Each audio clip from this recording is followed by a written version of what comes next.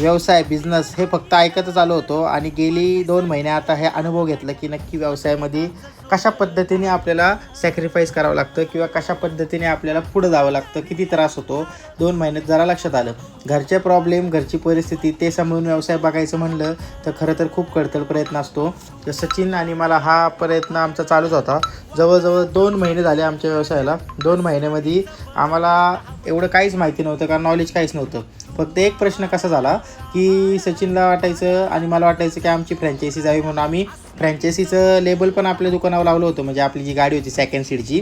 पण माझ्या तेव्हा हे लक्षात येत होतं की एवढ्या लवकर फ्रँचायझी जाणार नाही, कारण की असं जर शिकून लगेच व्यवसाय आपण चालू केला आणि 2-3 महिन्यात फ्रँचायझी जर जात असली असती तर सगळ्यांनी हेच केलं असतं.